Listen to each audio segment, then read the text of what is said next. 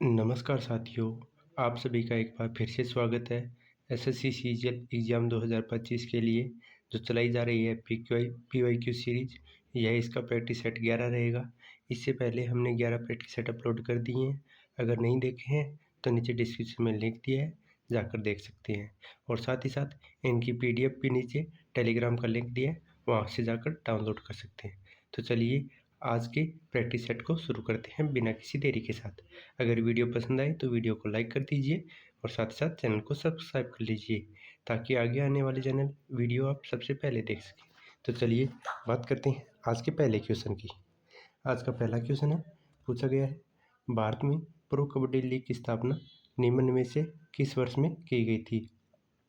आपके सामने 4 ऑप्शन है और इसका सही जवाब हो जाएगा ऑप्शन नंबर 1।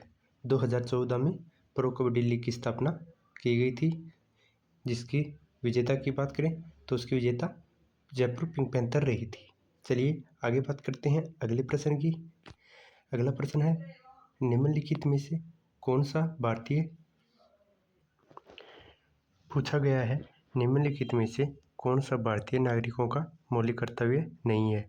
इसमें 4 ऑप्शन दिए हैं और इसका सही जवाब हो जाएगा ऑप्शन नंबर 4। 5 वर्ष की अनिवार्य राष्ट्रीय सेवा यह भारतीय नागरिकों का मौलिक कर्तव्य नहीं है। इसका राइट आंसर हो जाएगा ऑप्शन नंबर 4। चलिए अगले प्रश्न पे देखते हैं। पूछा है डिजिटल इंडिया मिशन किस वर्ष शुरू किया गया था। आपके सामने 4 ऑप्शन है और इसका सही जवाब हो जाएगा ऑप्शन नंबर 4। 2015 में डिजिटल इंडिया मिशन की शुरुआत की गई थी। चलिए आगे बात करें अगले प्रश्न की।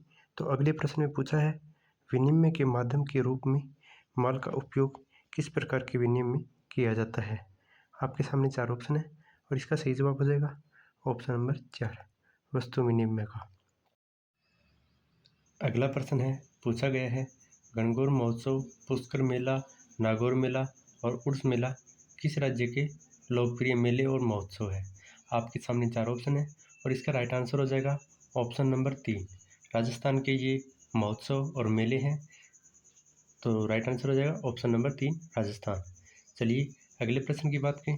अगले प्रश्न में पूछा है अप्रत्यक्ष संचरण के 5 F कौन से हैं, यानी F5 कौन से हैं।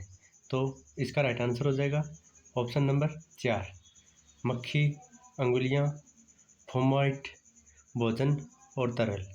ये इसके F5 के संचरण के अप्रत्यक्ष तत्व हो जाएंगे।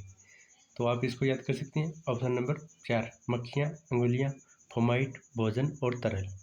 चलिए आगे बात करें अगले प्रश्न की।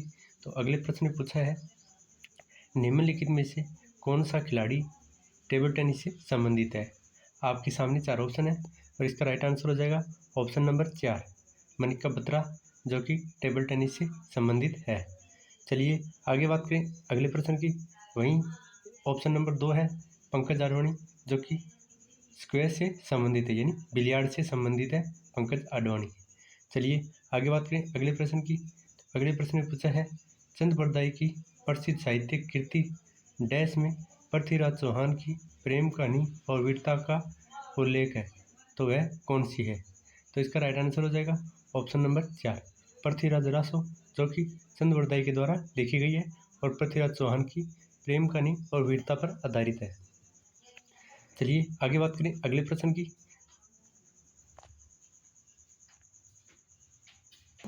अगला प्रश्न है हिंदुस्तानी गायक पंडित वेंकटेश कुमार को किस राज्य सरकार द्वारा कालिदास सम्मान 2022 से सम्मानित किया गया था।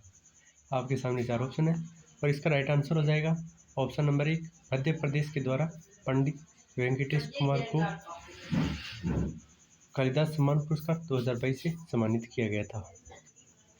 अगले प्रश्न की बात करें तो अगला प्रश्न है निम्नलिखित स्वतंत्रता सेनानियों में से किसी देश बंधु के नाम से जाना जाता है।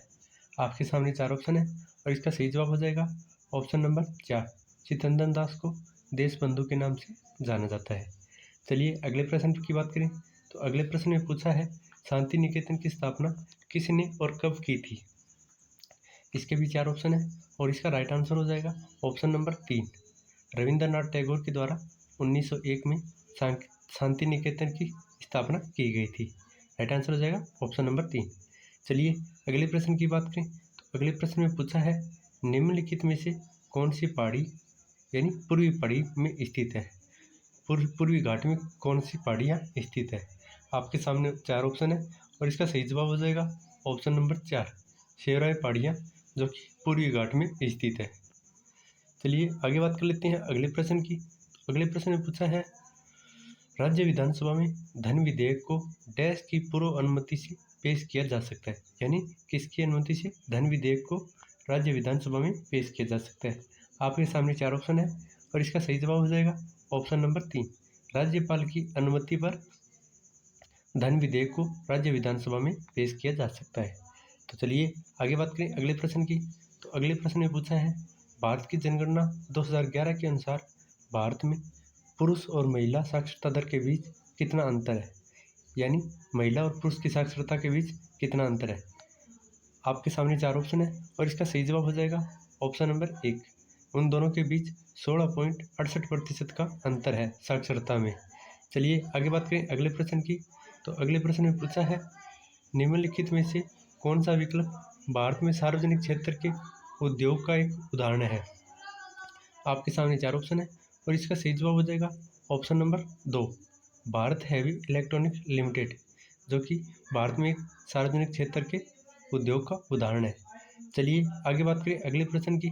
तो अगले प्रश्न में पूछा है हाल ही में संसद में पारित चुनाव कानून संशोधन विधेयक का उद्देश्य कुछ चुनावी सुधारों को लागू करना है। उनमें से एक पात्रता तिथि है।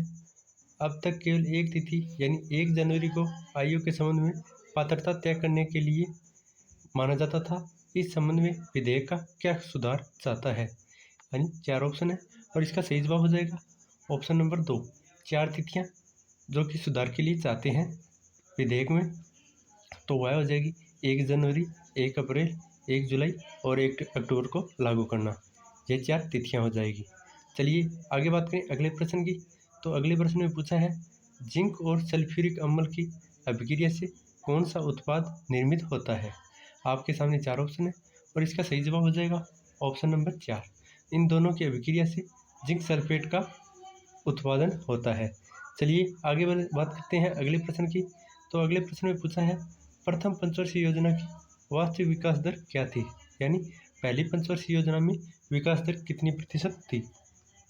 आपके सामने 4 ऑप्शन है और इसका सही जवाब हो जाएगा ऑप्शन नंबर 4 पहली पंचवर्षीय योजना की विकास दर की बात करें तो वह थी 3.6%। राइट आंसर हो जाएगा ऑप्शन नंबर 4। चलिए आगे बात करें अगले प्रश्न की। तो अगले प्रश्न में पूछा है निम्नलिखित में से किस गैस से विद्युत प्रवाहित करने पर लाल प्रकाश उत्सर्जित होता है, यानी कौन सी गैस है जिससे विद्युत का प्रवाह होने पर लाल प्रकाश उत्पन्न होता है। आपके सामने 4 ऑप्शन है और इसका सही जवाब हो जाएगा ऑप्शन नंबर 1 नियॉन गैस से विद्युत धारा प्रवाहित करने पर लाल प्रकाश का उत्सर्जन होता है। चलिए आगे बात करें अगले प्रश्न की। तो अगले प्रश्न में पूछा है बुद्धदेव दासगुप्ता निम्नलिखित में से किस संगीत वाद्य यंत्र को बजाने के लिए प्रसिद्ध है, यानी 4 ऑप्शन है। पूछा है बुद्धदेव दासगुप्ता कौन से वाद्य यंत्र से जुड़े हुए हैं, तो इसका सही जवाब हो जाएगा ऑप्शन नंबर ए वे सरोद वाद्य यंत्र से जुड़े हुए हैं बुद्धदेव दासगुप्ता। चलिए आगे बात करें अगले प्रश्न की। तो अगले प्रश्न में पूछा है वेदांग हिंदू धर्म के सहायक विषय है जिनकी उत्पत्ति प्राचीन काल में हुई थी और वे वेदों के अध्ययन से जुड़े हुए हैं। इनकी संख्या डैश है, यानी कितनी संख्या है। तो आपके सामने 4 ऑप्शन है और इसका सही जवाब हो जाएगा ऑप्शन नंबर 2 6 है। वेदांग हिंदू धर्म के सहायक विषय हैं जिनकी उत्पत्ति की बात करें तो इनके 6 संख्या में इनके अध्ययन है। चलिए आगे बात करें अगले प्रश्न की। अगले प्रश्न में पूछा है निम्नलिखित में से किस संस्थान की स्थापना मृणाली साराभाई ने की थी, जो एक भरतनाट्यम और कथकली नृत्यांगना थी। आपके सामने 4 ऑप्शन है और इसका सही जवाब हो जाएगा ऑप्शन नंबर 2 दर्पण एकेडमी ऑफ परफॉर्मिंग आर्ट की स्थापना मृणाली साराभाई ने की थी। चलिए आगे बात करें अगले प्रश्न की। अगले प्रश्न में पूछा है बीड़ी बनाने के काम में आने वाले पत्तों की पहचान कीजिए, यानी बीड़ी बनाने में किस पौधे का पत्ता यूज किया जाता है, तो इसका सही जवाब हो जाएगा राइट आंसर हो जाएगा ऑप्शन नंबर 2 तेंदुए के पत्तों का प्रयोग बीड़ी बनाने में किया जाता है। चलिए आगे बात करें अगले प्रश्न की। तो अगले प्रश्न में पूछा है जुलाई 2020 में किस राज्य ने अल्पतर आय अर्जित करने वाले परिवारों से संबंधित बेटियों के विवाह हेतु आर्थिक सहायता प्रदान करने के लिए आशीर्वाद योजना की शुरुआत की थी? तो पूछा है आशीर्वाद योजना किस राज्य से जुड़ी हुई है। आपके सामने 4 ऑप्शन है और इसका राइट आंसर हो जाएगा ऑप्शन नंबर 2। पंजाब ने आशीर्वाद योजना की शुरुआत जुलाई 2020 में की थी। चलिए आगे। यह था आज का अंतिम क्वेश्चन। अगर वीडियो पसंद आया है तो वीडियो को लाइक करें और चैनल को सब्सक्राइब करें। नेक्स्ट पार्ट जल्दी अपलोड करेंगे, तब तक के लिए चैनल के साथ बने रहें। मिलते हैं एक नई वीडियो के साथ, तब तक के लिए धन्यवाद।